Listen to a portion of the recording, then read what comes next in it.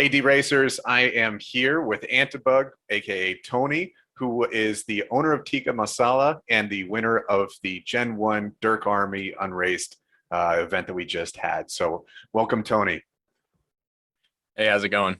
It's going well, man. All right. So, I wanted to kick things off and talk specifically about the tournament. Now, before we went into this tournament, that was my first experience with that. I don't know if you've done others, but what do you think about the way that that event was structured and ran? I think it was great for what it was. I mean, we could have done things better, and I think Brad knows that too. I think as a community, we could change things, but I think for what it was great. The 30 races, I think I felt like that was a little low, but then when I started actually doing it, I felt like that was actually pretty good because I finished maybe on Saturday. So I think, it was cutting it pretty close for me. And I was getting a little nervous trying to get those last few races. I threw a couple of my other horses in on the last, I think 28 and 29. I threw my horses in. I ended up getting beat by my own horses. So that was. I think you guys had the same situation on your stable. So Yeah, dude. I think it Oh, was probably happening around all of D race, but it is what it is. And then yeah. everyone wanted a piece of Tika at the last race. So That's true. That was definitely being hunted down. Now, yeah. some of the stories or some of the competitions I've heard of is like the Summit one. I like the ones where people are talking about having multiple different races that are specific. Do you like the idea of having the percentage based, or do you like more of a strategy field trying to accomplish more tracks? So at first I was worried about the first placement rate because that's that's a little tricky. I mean, Hmm. I like where Fashbinder was going more for the profitability. And that's why me and Addy kind of took that route with our other tournament was more profitability over 300 races. And Okay. that I think we'll see more of in future competitions. I think that's what Brad's considering for the next competition. I think that is a better indicator on whether the horse is actually good or not. Yeah. Um, but I don't really like the specific tracks and lengths and trying to or going head to head on different lengths. I mean, we can do that, but you're taking a horse out of its realm and you're just kind of just it's rough. I don't know. Fair enough. All right. So our strategy, if we had a better horse, I think it could have panned out. But walk me through your strategy. What were you doing? How did you go through your discovery stage? Let's start there. So I spent actually the week before the tournament. I had Lunk, Loon C. I did some testing with him. I tried to see in a week how many races I could get in and how fast I could narrow it down. So I Oh, did kind of so you took a separate horse and you just did a dry run on the side leading into it? exactly. Oh, Yep. interesting. Okay. So I wanted to, it was just a fresh Gen 1 that I had, and I decided not to enter him into the competition. And that was great, actually. So, because he ended up not being too great, but over 3 or 4 days, I was able to get close to 160, 170 races in about, and that was pretty good running the bot. That Um, was going to be my next question on that one. That sounds like you must have been running the bot then. yep, exactly. Okay. So I was running one Dirk, all lengths, and then after about 8 to 10 races, when I noticed that some were not doing so good, started weeding those out. Started going head first into the better tracks, and then probably after a good like 15 on those better ones, I started really driving the best ones I had, and then I got it to around probably 25, and then the timer went out. Okay. So I took that same strategy and applied it to Tika and Harry, and we did have I think that was week 2 where we had that issue with joining races or something. Yeah. Something I was on vacation, so something was going on. You guys were all going crazy about it, and I was just staying informed through Discord. And but yeah, so it slowed me down, and I actually that really affected me big time because I had to turn off the bot, turn on the bot from remotely, so that was tricky. Okay. So when you got into the final bit of it, were you relying on the bot during the main competition, or did you keep that? And did you do any research going in to decide whether or not you're going to put Tika in? Um, I did zero research on Tika and zero research on Harry.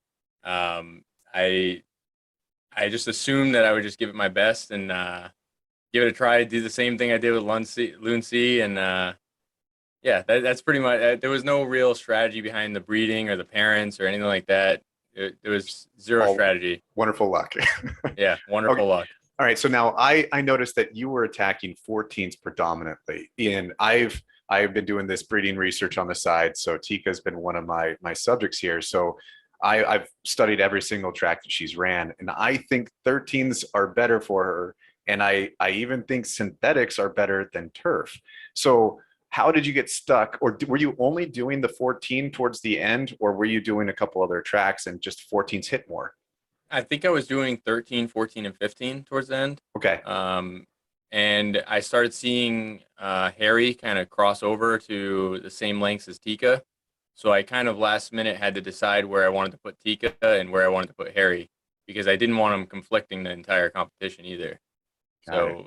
So yeah, that was a decision I had to make basically last minute. Where do I want to drive those last 30 races? Okay, cool, man. Then you're retiring this horse. Why are you retiring this horse after You having got to such a stay good on top. performance? You got to stay on top. So Tika's a champ.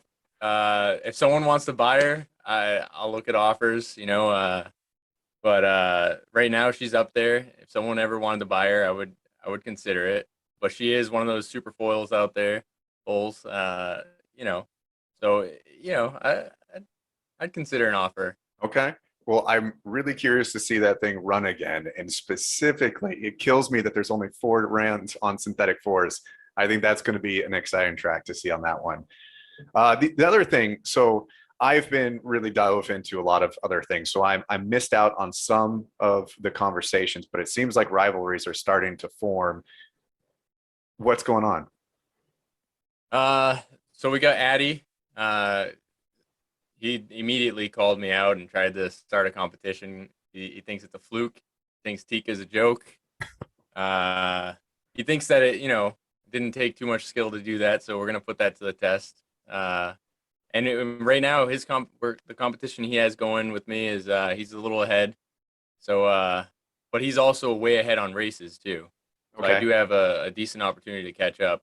And I'm still in the testing phase a little bit, so working on that. And then Grow, Tika had to smoke the bong, you know what I mean? So,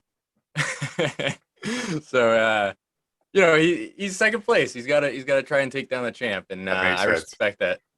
Okay. All right. So then, one other conversation I would like to have with you is because I've said this a couple times. Mark and I agree on this one subject. When we talk with Jeff, he was talking about how he feels like D-Race is a game. Mark and I, we come at it from this sport concept where there's a lot of different elements to this thing that go just it creates this ecosystem. Do you have an opinion on this? Is this a game? Is this a sport? Or how do you see this ecosystem growing? I think for casuals, it's going to be a game, and it's going to be fun, and they can buy a Gen 1, they can play, and they can do their thing. They can buy a Gen 0, breed, make some money.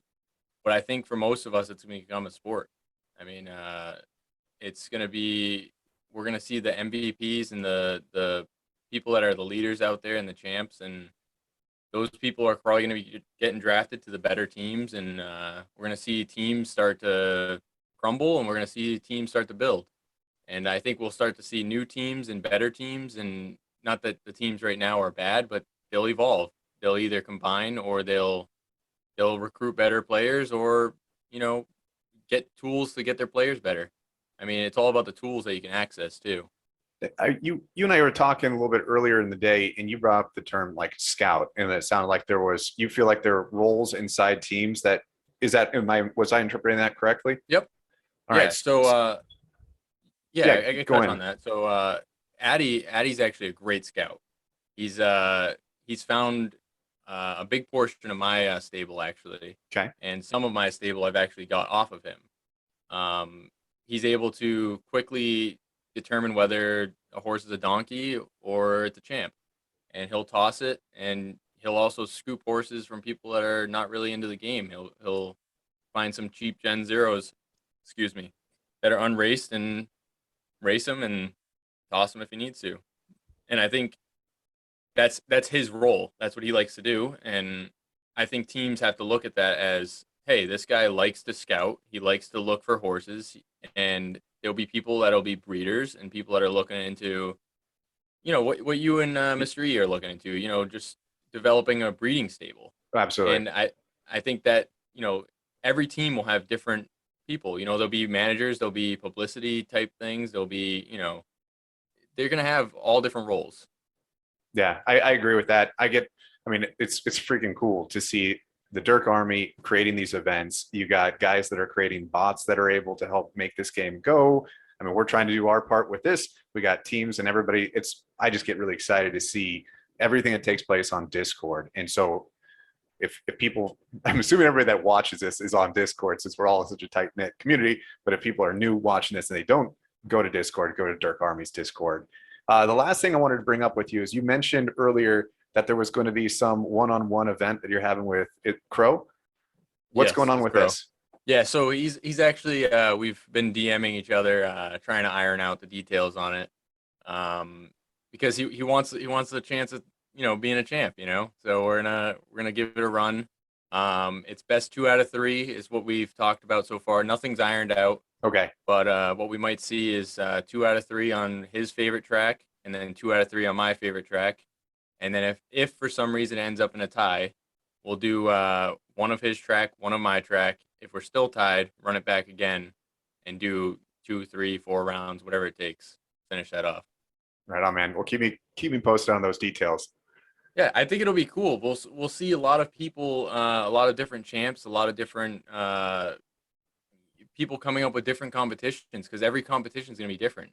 Like I approach the Gen 1 comp different than I would approach the comp with Addy. Mm-hmm. So then you got all these different competitions and you can structure them all different. I think Brad will have fun with that. Yeah, I mean, I agree. As a community, we can all pitch in and decide, different competition ideas. Yep.